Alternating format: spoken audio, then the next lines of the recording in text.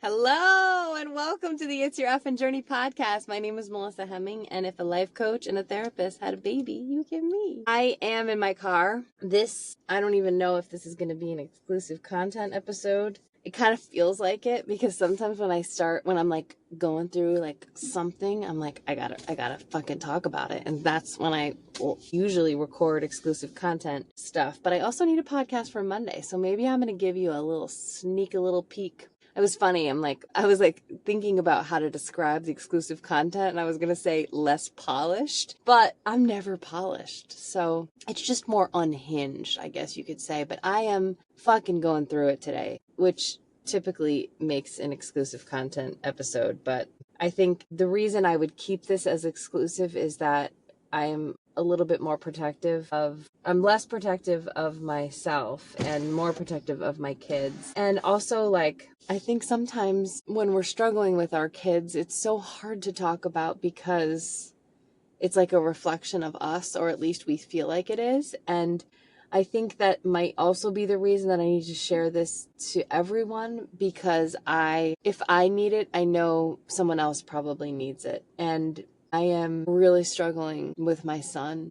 I have been really struggling with my son for some time now, if I'm being honest, and it's been really hard. And it's been really hard to talk about because if you are someone who has talked to me about this, you know that the shame is so deep. I think when it comes to our kids and watching them struggle, it's so hard to not take ownership.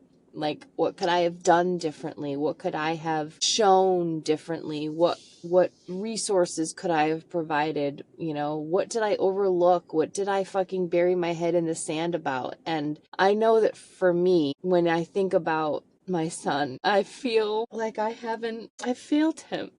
That's the first thought. And I know we can't control our first thought. We can only control the second thought. So I have to really be good about, I didn't fail him because I love him and I care and I want the best, and I'm doing the best that I can. You know, when we think about like our parents and the rights and the wrongs that they've done and how they've cared for us, it's hard to, even give them the grace of, they've done the best that they can. And then I know like there's varying degrees of parents, right? Like some have been, my parents have been super involved and, super overprotective, and still there's things that I wish they did do or wish they didn't do. But as an adult, we have to take ownership of how we were raised, or how we are, and stop blaming our parents for what they've done or what they didn't do, right? And accept them for who they are, and also know that they did the best that they could do with what tools that they had. And I know that. Logically, I know that. Logically, I know a lot of things, but our hearts and our heads do different things that we have to also pay attention to. And I know I didn't fail him because I'm here and I'm trying and I'm doing the best that I can. I don't know what the right way forward is, and I'm really feeling stuck and sad and scared, and it's hard to feel like that as a parent. And I just want my son to be happy and healthy and to be kind and to follow his heart and follow his dreams. And I think as a parent too, you see your kids like in a well-round, what's the right word, like I see him, I know him, and I know what's beneath all of the things that are presenting. And I think that's what's so frustrating too, because I'm like, this is not who you are. Why are you being this way? Why are you becoming this way? And honestly, the thing that scares me the most is that he's becoming the same thing that I fear, right? Like when I talk on social fucking media about like, kind men who advocate for women, who champion women. I say this all the time because my Instagram is blowing up with all these asshole men, and I'm like, is this who I'm living with now? But I also am disappointed at the behavior and the actions, and it also is really terrifying to me because I don't want to live with an angry man. I got rid of an angry man, and I was so happy to cultivate this peace that I have in my house. And if I'm being honest, I don't have that peace anymore because I'm living with another angry man, but this one I birthed. And, I remember when I was younger, in high school, I dated a guy who ended up being abusive physically and emotionally, but he also had super big struggles with his parents. And what was interesting is his mom was a licensed marriage and family therapist. And I mean, I was in high school, so what do I know about anything? But I remember being like, how could they struggle like this as a family if she's a licensed marriage and family therapist? And I fucking get it, because here I am as a therapist. I have no idea what the fuck to do. It's so much easier helping other people than it is to help yourself sometimes. And especially when you think about therapy, like, and as a therapist, I understand it too, because like, this is not my expertise, right? Like, I don't fucking know what to do. I need someone to turn to. And it's been a really big struggle finding him a therapist. It's been a really big struggle convincing him to go to therapy. It's a big struggle convincing teenagers to do much of anything that they don't want to do. And when you live with someone who's angry, and I've done this most of my life, is, do you want to, if things are peaceful currently, do you want to rock the boat by bringing up shit that could potentially piss people off, or do you just sort of fucking roll? And I know from living with angry people, sometimes you just want to just have the peace, even if it comes at a price. And I think that that's part of what I'm struggling with now too, is this realization of shit might have to get real rocky while I sort of do what I feel is right, and in requiring therapy. And I don't even know, but it sucks to, number one, see your kids struggle and know that they're just lacking tools. That's what it is. And I think as a therapist, it kills me too, because like, if there was anything I wanted to instill in my kids, it's the ability to create a happy life for yourself. Like, I feel like that's something that I've learned in my adult years, is choosing the happiness, finding a career that fulfills you, not being afraid to, fail on your face. And maybe, and that's sort of what I'm also trying to come to terms with, is this what I struggled as a teenager? I was a fucking asshole as a teenager. Is that what's happening here? Is this just normal? I don't know. But it feels really lonely and isolating. Tucker and I have never been great co-parents. Um, and we're not great separated as co-parents either. There's always just a lot of blame and arguments. So this is a really lonely time for me too, because I'm swimming in this pool of guilt and shame and frustration. And, I don't know the answers. I don't know the answers. I don't have the answers. So I am trying desperately to find professionals that can help me with some answers.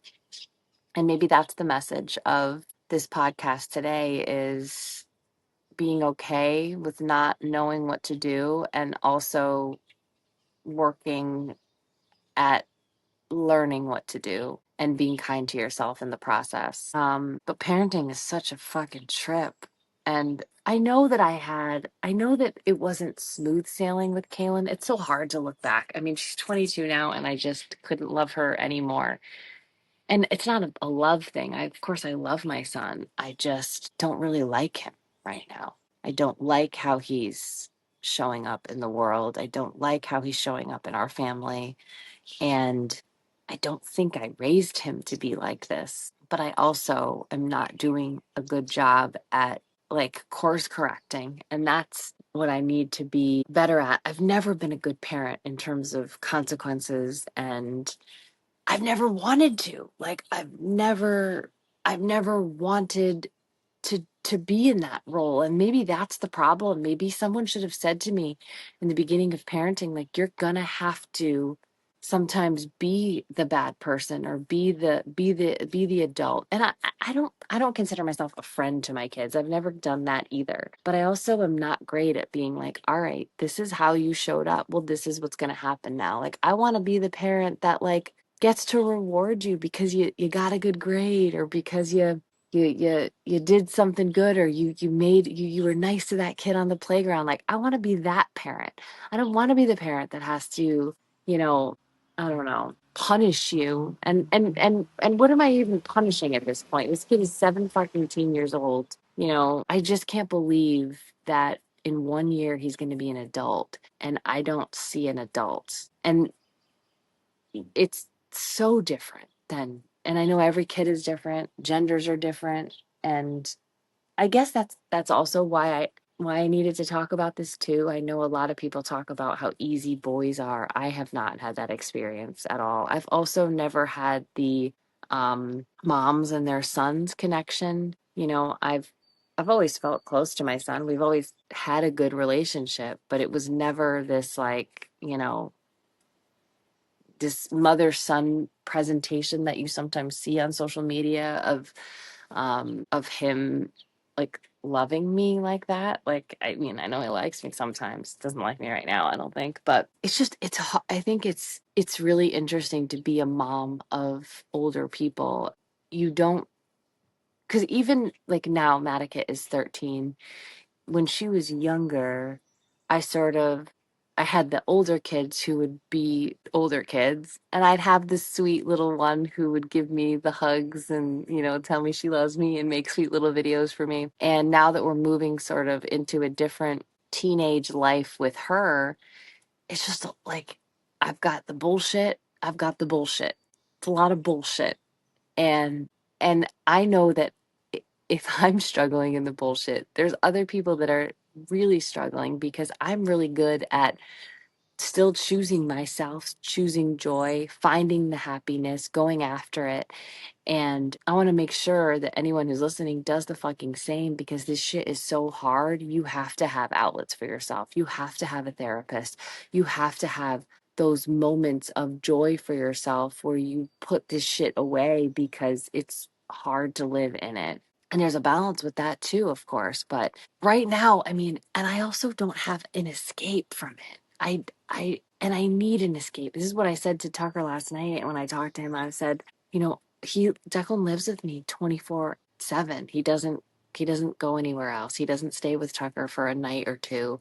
So when you see me travel to London or Texas or, Tokyo, that's my time away. That's literally my only time away, and I know a lot of people don't even get that. Like, single moms, that this is their life all the time. God fucking bless you. I hope that you have grandparents or babysitters or fucking sisters that can take your kids and give you a break, because everyone deserves a fucking break. And if you are someone local that doesn't ever get a break, call your girl. I'll give you a fucking break. I will give you a break because I get it. So, my friend knew the day that I had yesterday, and she checked on me this morning and she said, "How are you today?" And I said, "He's sleeping. So I'm good right now." It's like a fucking having an infant. They're sleeping, you're at peace. I don't know what the day will bring to me today. I don't know. I never anticipated where the day would have taken me yesterday. But parenting is hard. Parenting teenagers is hard. And if you need support, please access it. Whether, even if I'm not local, reach out to me. There's a way to contact me. If you hear this podcast, send me a message, reach out to a friend, phone a friend, do what you have to do to take care of yourself. And, I'm going to put in the show notes the resources that I always give for finding a therapist.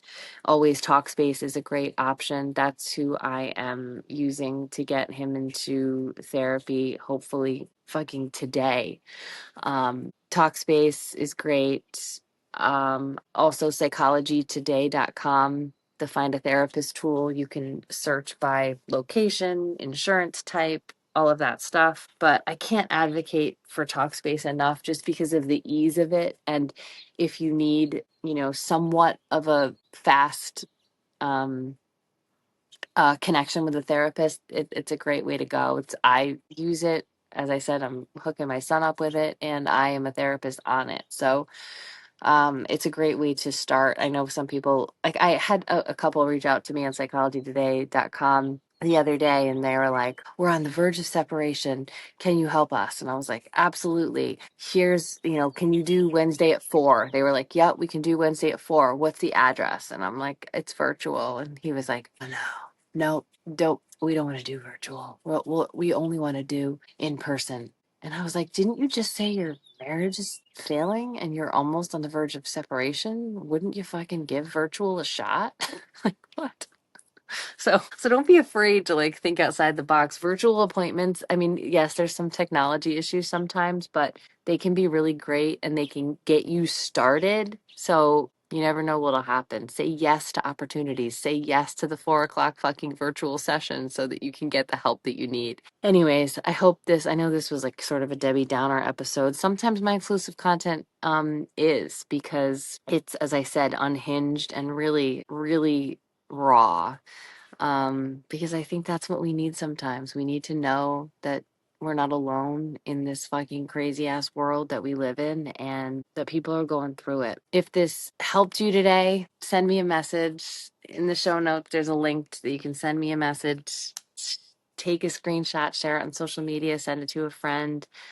Tag me if you send it on social media. I appreciate you being here. If you liked this episode, you might love the exclusive content. For $10 a month, you get at least 2 exclusive content podcasts per month.